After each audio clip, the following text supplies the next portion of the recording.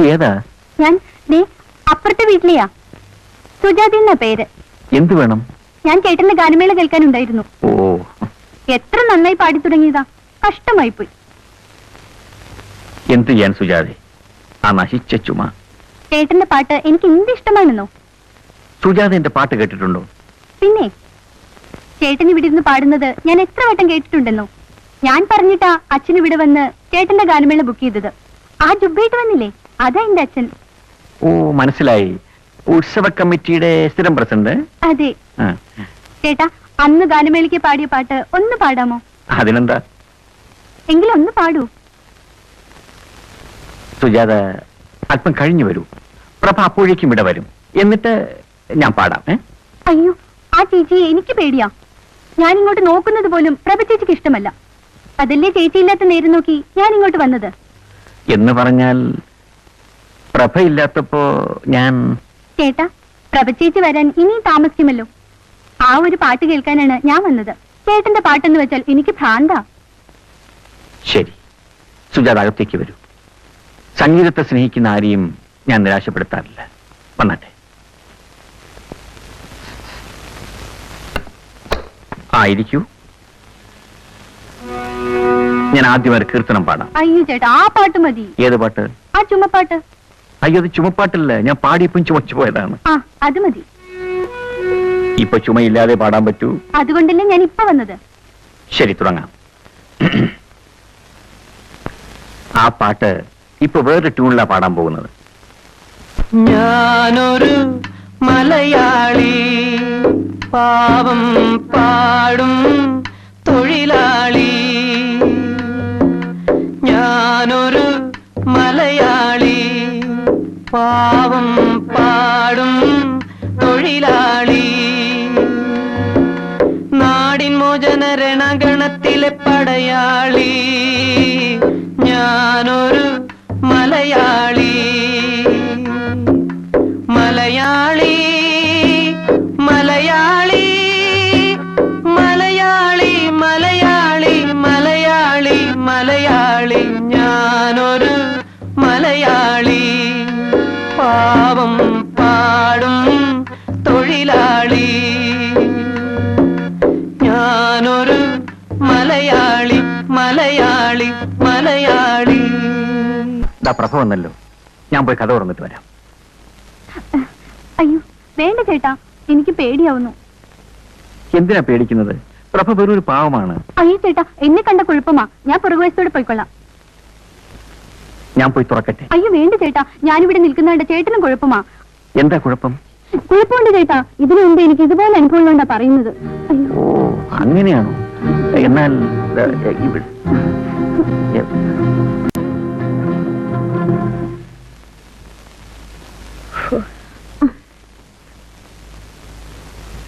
ആഹാ, ഇന്ന് പ്രാക്ടീസ് ആയിരുന്നോ? ആ, പ്രാക്ടീസ് ആയിരുന്നു.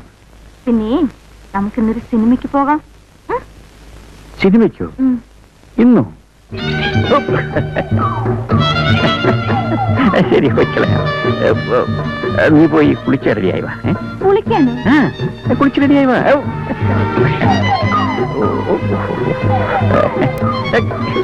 എന്താ ചിരിക്കുന്നത്? ഒന്നുമില്ല.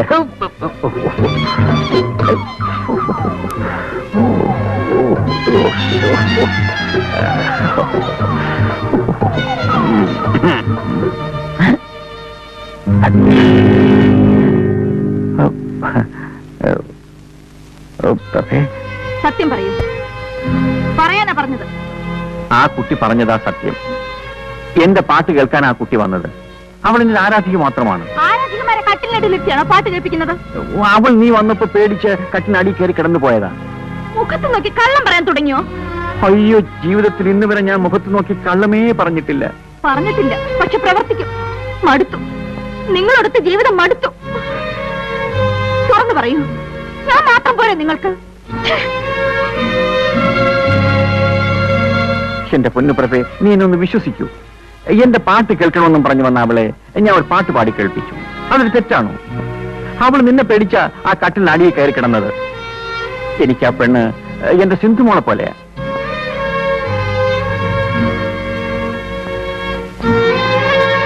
പ്രഭേ, മരിച്ചുപോയ എന്റെ അച്ഛനമ്മമാരാണ് സത്യം.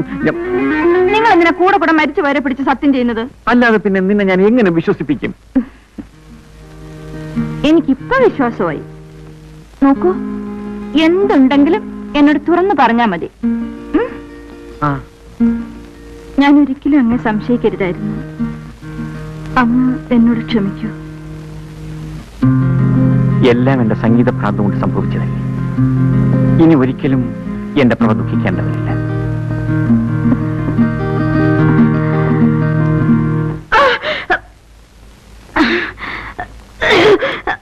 പ്രഭേ, വയറ്റിനെന്താ സുഖമില്ലേ? നീ ദഹിക്കാത്ത എന്തെങ്കിലും കഴിച്ചോ? കണ്ട കപ്പയും പുളിയും ചക്കയും ഒക്കെ വലിച്ചു വാരി തിന്നിട്ടായിരുന്നു. ശരി.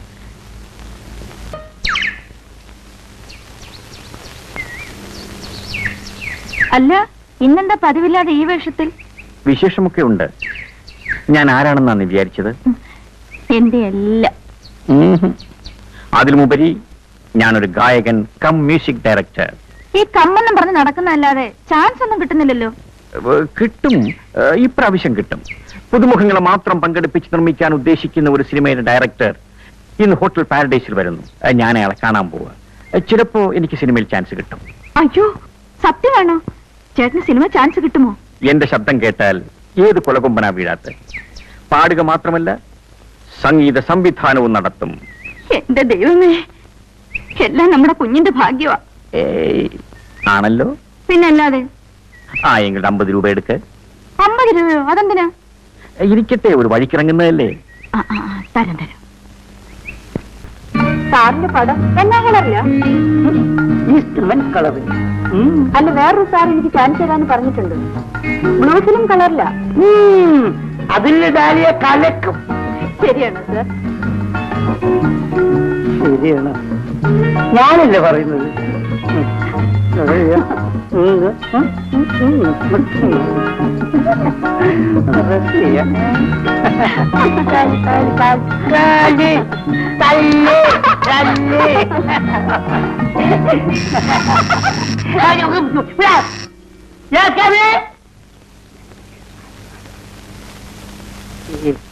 വില്ലന്മാരുടെ ശല്യം. നമുക്ക് ഈ ലൊക്കേഷൻ ചേഞ്ച് ചെയ്യണം.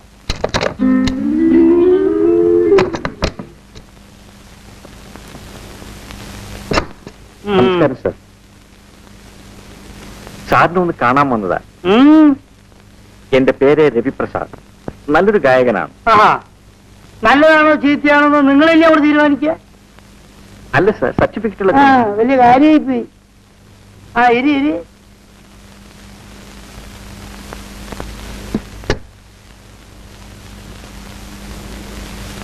ഇവിടെ സ്കൂളിൽ പഠിക്കുമ്പോ സംഗീതത്തിന് കിട്ടിയതാ. ഫാൻസി ഡ്രസ്സിനും ഫസ്റ്റ് പ്രൈസ് കിട്ടിയിട്ടുണ്ട്. സാർ നന്നായി മ്യൂസിക് കമ്പോസ് ചെയ്യാനും അറിയാം. നിങ്ങൾ ശാസ്ത്രീയ സംഗീതം പഠിച്ചിട്ടുണ്ടോ? കുറെ ഒക്കെ. പാടട്ടെ സാർ? നിർത്തൂ. ഞാൻ കുറച്ച് ബിസിയാണ്, എനിക്ക് കുറച്ച് സ്വസ്ഥത വേണം. രവിപ്രസാദ്, ഈ ശാസ്ത്രീയ സംഗീതം കണ്ടുപിടിച്ചതാരാ? ഹലോ ഇവിടെ ആരാ? സാർ, ഈ ശാസ്ത്രീയ സംഗീതം അങ്ങനെ ഏതെങ്കിലും ഒരാൾ കണ്ടുപിടിച്ചതല്ല. അത് അനവധി വർഷങ്ങളിലൂടെ കുഴിച്ചെടുത്തായിരിക്കും. നിങ്ങൾക്ക് ഈ ശാസ്ത്രീയ സംഗീതത്തെ പറ്റി ഒരു ചുക്കും അറിയില്ല. ശങ്കര ആഭരണ ശാസ്ത്രികൾ കേട്ടിട്ടുണ്ടോ? ഈ ശങ്കരാഭരണ ശാസ്ത്രികൾ കണ്ടുപിടിച്ച ശാസ്ത്രമാണ് ഈ ശാസ്ത്രീയ സംഗീതം. മനസ്സിലായോ? അദ്ദേഹത്തിന്റെ ജീവചരിത്രമാണല്ലോ ഈ ശങ്കര ആഭരണം എന്ന മലയാള സിനിമ. ഇടയ്ക്കിടയ്ക്കൊക്കെ ഈ പുരാണ ചിത്രങ്ങൾ കാണണം മിസ്റ്റർ. നിങ്ങൾ ഈ ഗായകനാണ്, മ്യൂസിക് ഡയറക്ടർ ആണെന്നൊക്കെ പറഞ്ഞ് ഈ ഫയലും തൂക്കി പിടിച്ചുകൊണ്ട് നടന്നുകൊണ്ട് ഒരു കാര്യമില്ല. ഫിഗറൊന്നും കൊടുത്തിരിക്കൂ. ഒരു ചാൻസ് കിട്ടിയാൽ രക്ഷപ്പെട്ടു പോയിക്കോളൂ. മനസ്സിലായില്ലേ? ഒരു ചോദ്യം ചോദിച്ചോട്ടെ, യേശുദാസിനെ കുറിച്ച് നിങ്ങളുടെ അഭിപ്രായം എന്താ? വളരെ നല്ല അഭിപ്രായമാണ്. ഒരഭിപ്രായം ചോദിച്ചാൽ നിങ്ങൾക്ക് ഇഷ്ടമുള്ള അഭിപ്രായം അങ്ങോട്ട് പറയാ. ഹലോ ഹലോ, അപ്പൊ ഞാന് അവിടെ വെയിറ്റ് താഴെ നിൽക്കും. ഞാനിപ്പോ വരാം. ഓക്കെ. നിങ്ങൾ രണ്ടുപേരും കൂടി ഇരിക്കും. എന്റെ പ്രൊഡ്യൂസർ താഴെ വന്നിട്ടുണ്ട്. ഞാൻ അദ്ദേഹമായിട്ട് സംസാരിച്ചിട്ട് ഇങ്ങോട്ട് വരാം. സാറേ എന്റെ കാര്യം അത് ഞാനൊന്ന് രക്ഷപ്പെട്ടെ, എന്നിട്ടല്ലേ നിങ്ങളെ കാര്യം. രക്ഷപ്പെടും.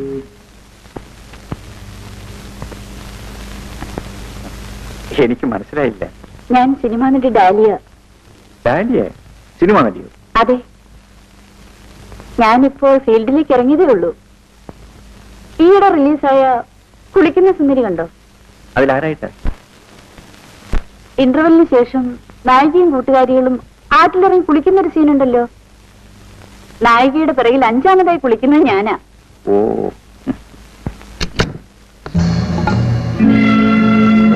ഇത് നിങ്ങളുടെ ഭാര്യയാണോ? ഭാര്യയല്ല, പക്ഷേ ഒരു പച്ചയില്ല. നടക്കണം.